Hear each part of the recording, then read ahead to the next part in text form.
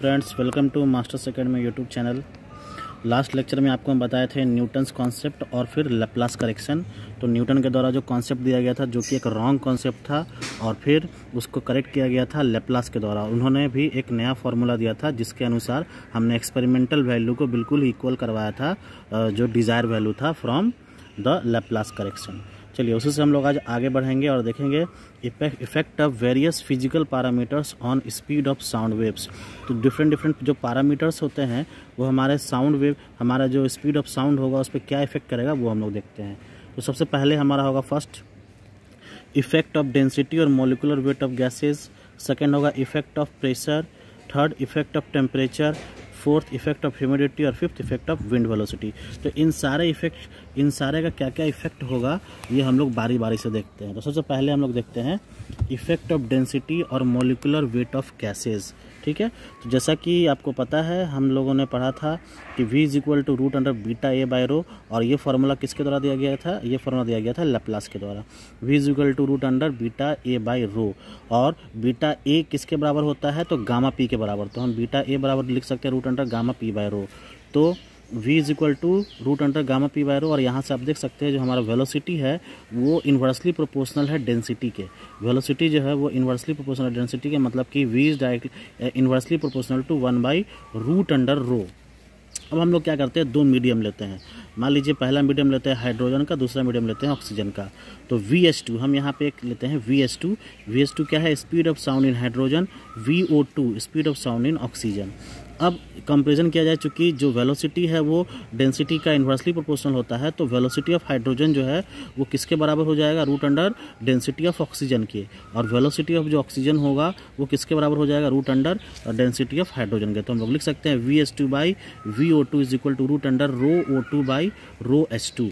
और चूँकि डेंसिटी बराबर फॉर्मूला होता है मास पर यूनिट वॉल्यूम, तो हाइड्रोजन का डेंसिटी कितना होगा? तो देख लीजिए रो H2 by mass of hydrogen by volume of hydrogen.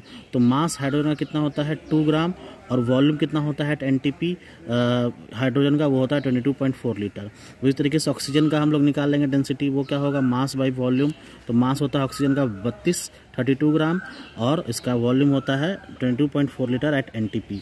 तो हम फिर दोनों का वैल्यू को पुट करते हैं, VO2 बाई VH2 मतलब velocity of oxygen by velocity of hydrogen. तो हम लोग इसको सॉल्व करते हैं। तो सॉल्व करने के बाद मतलब इस वैल्यूज़ को पुट करते हैं, डेंसिटी दोनों के डेंसिटी के वैल्यू को पुट करते हैं। सॉल्व करने के बाद हमें क्या मिलता है? 1/4। इसको आप क्रॉस मल्टीप्लाई कीजिए तो आपको क्या दिखेगा? Velocity of hydrogen is equal to fourth of velocity of oxygen. मतलब कि जो हाइड्रोजन का जो वेलोसिटी होगा वो ऑक्सीजन के वेलोसिटी का 4 गुना होगा। मतलब कि VH2 is equal to 4 into VO2 means velocity of hydrogen is equal to the 4 into VO2। ठीक है, 4 गुना होगा हमारे ऑक्सीजन के वेलोसिटी का।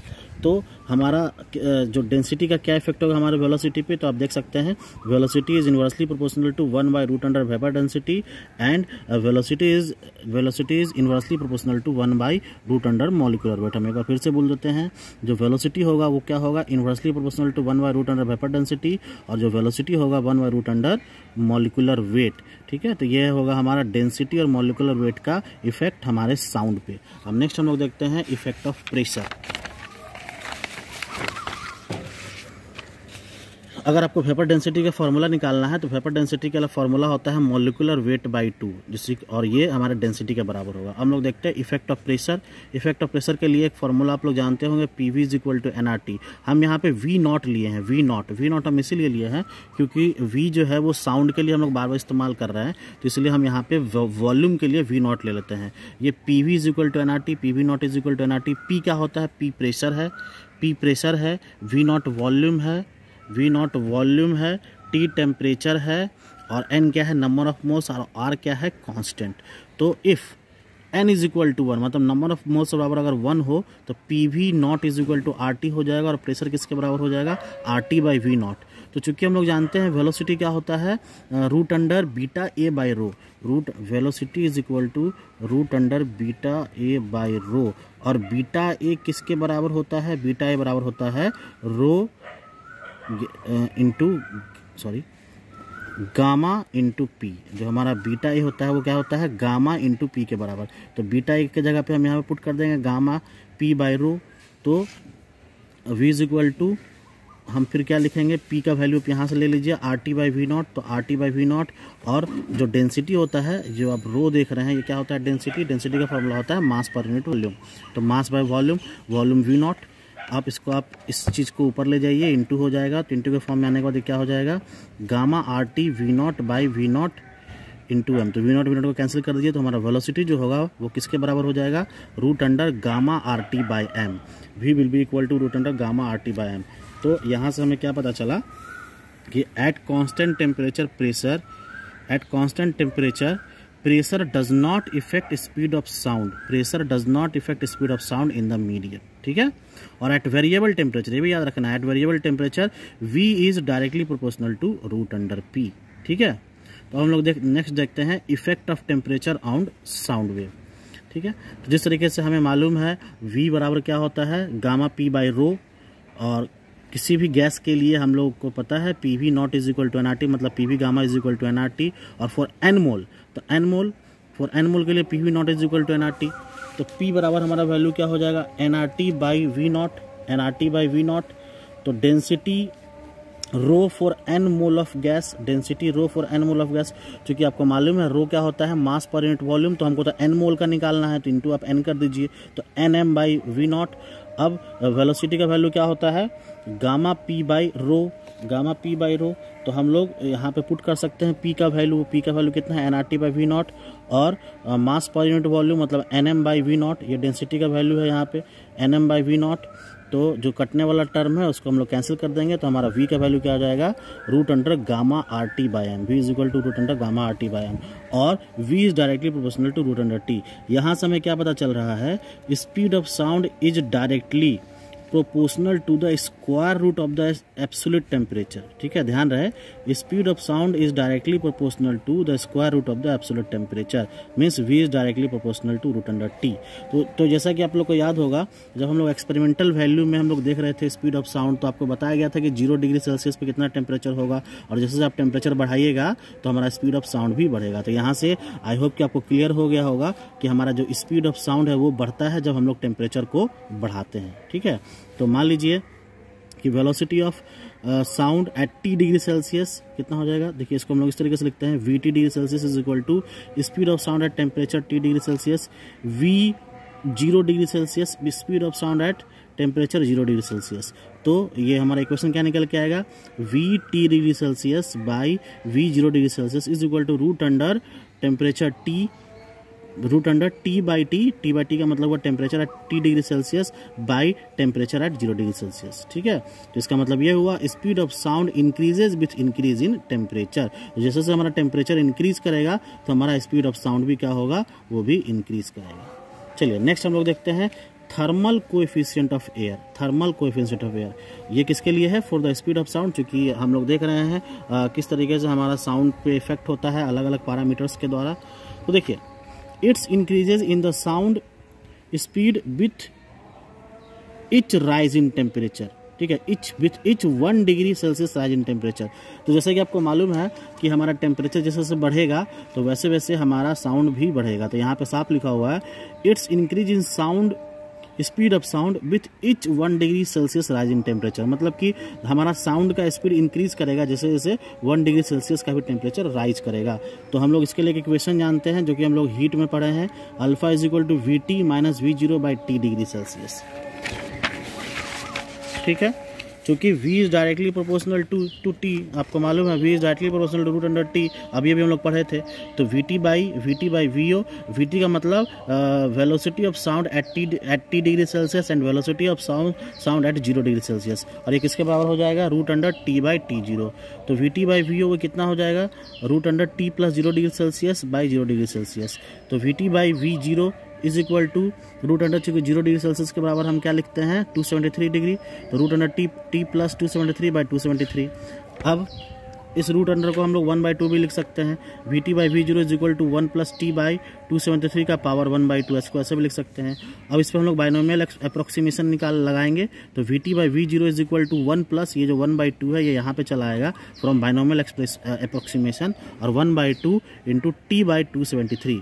अब VT/V0 को हम लोग क्या लिख सकते हैं, 1 + T/546। अब 1 को हम लोग इस साइड ले आएंगे तो ये हो जाएगा VT/V0 - 1 T/546, और फिर VT-V0/V0 is equal to T/546 and VT-V0/T is equal to VO/546। तो इसी टर्म को हम लोग अल्फा लिखते हैं, जैसे कि आपको मालूम है अभी पीछे में आप लोगों को बताए थे अल्फा बराबर जिसको हम लोग थर्मल कोएफिशिएंट बोलते हैं। तो ये पूरा किसके बराबर हो जाएगा, अल्फा, और ये कितने के बराबर हो जाएगा, 332। मतलब कि वेलोसिटी ऑफ साउंड 0 डिग्री पे कितना होता है, 332 होता है। तो इसके वैल्यू को हम यहाँ पे पुट कर दिए हैं। वेलोसिटी ऑफ साउंड, यहाँ पे देखिएगा ध्यान से, velocity of sound eight 0 degree Celsius 332, ये पढ़ चुके हैं हम लोग। तो वही यहाँ पे पुट कर दिया गया है जिसको हम लोग VO कहते हैं। VO याद रखिएगा, this is known as V0 actually, not VO, V0। और 332 यहाँ पे रख दिए। फिर ये क्या हो गया, 546, इसको हम लोग वैल्यू निकालते कितना हो गया, 0.608।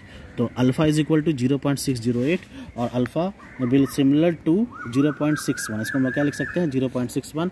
ऑल्सो इसको अगर आप यूनिट में लिखिएगा तो ये क्या हो जाएगा, alpha is equal to 0.61 metre per second degree Celsius.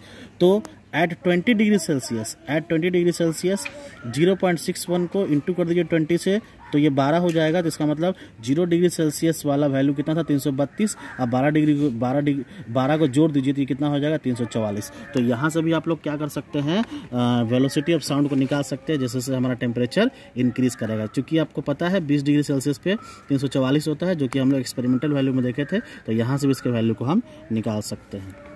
अब नेक्स्ट हम लोग देखते हैं इफेक्ट ऑफ ह्यूमिडिटी। तो increase in humidity decrease the density of air. जैसे जैसे हमारा ह्यूमिडिटी डिक्रीज करेगा, डिक्रीज द डेंसिटी, जैसे जैसे हमारा increase in humidity decreases the density of air. मतलब कि हमारे एयर में अगर ह्यूमिडिटी घट जाता है तो डेंसिटी क्या हो जाता है, वो भी घट जाता है। ठीक है, सॉरी थोड़ा हम दूसरे तरीके से बोल दिए, इसको ध्यान से समझिएगा। इंक्रीज इन ह्यूमिडिटी अगर इंक्रीज करेगा तो डेंसिटी हमारा एयर में क्या होगा, वो डिक्रीज होगा। जैसे जैसे ह्यूमिडिटी इंक्रीज होगा तो डेंसिटी डिक्रीज करेगा। डैट मीन्स हमको जैसे कि मालूम है फॉर्मूले के हिसाब से V is equal to √P/ρ। तो डेंसिटी के साथ उसका क्या रिलेशन है, जो हमारा वेलोसिटी है वो इन्वर्सली प्रोपोर्शनल हो जाएगा √ρ के बराबर। ठीक है, and hence it increase the speed of sound. इसका मतलब क्या हुआ, अगर हमारा डेंसिटी कम होगा तो हमारा वेलोसिटी ऑफ साउंड क्या होगा, इंक्रीज करेगा। इसका मतलब ये हुआ कि अगर इन्वायरमेंट में अगर ह्यूमिडिटी ज़्यादा होगा तो हमारा स्पीड ऑफ साउंड भी ज़्यादा होगा। ठीक है, and hence it increases the speed of sound.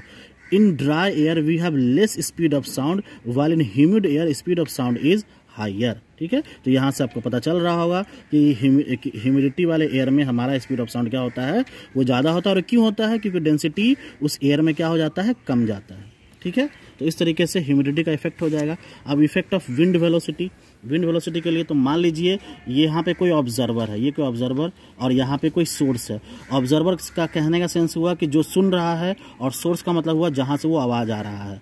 मान लीजिए कि यहाँ पे कोई लाउड स्पीकर है और उसका वेलोसिटी V है, उसका वेलोसिटी क्या है, V। अब क्या हुआ कि हवा के कारण अब इस सोर्स का मतलब जो साउंड का जो वेलोसिटी है वो पहले वाले से थीटा एंगल क्या हो गया, डिफ्लेक्ट कर गया।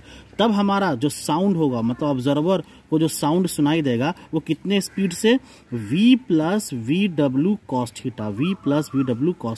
ठीक है, velocity of wind plus velocity of wind cos theta. मतलब कि इस वेलोसिटी का कंपोनेंट ब्रेक हो जाएगा और कंपोनेंट cos वाला प्लस वेलोसिटी ऑफ विंड। मतलब कि ऑब्जर्वर के पास जो जिस स्पीड में साउंड जाएगा वो क्या जाएगा, जो ओरिजिनल वेलोसिटी है प्लस उसका कॉस कंपोनेंट। ठीक है, तो यहाँ पे VW cos थीटा क्या है, it's a component of wind velocity along speed of sound. तो इस तरीके से विंड में हमारे साउंड का क्या इफेक्ट होगा आप देख सकते हैं। ठीक है, नेक्स्ट लेक्चर में हम लोग आएंगे तो आपको हम बताएंगे what is the intensity of sound.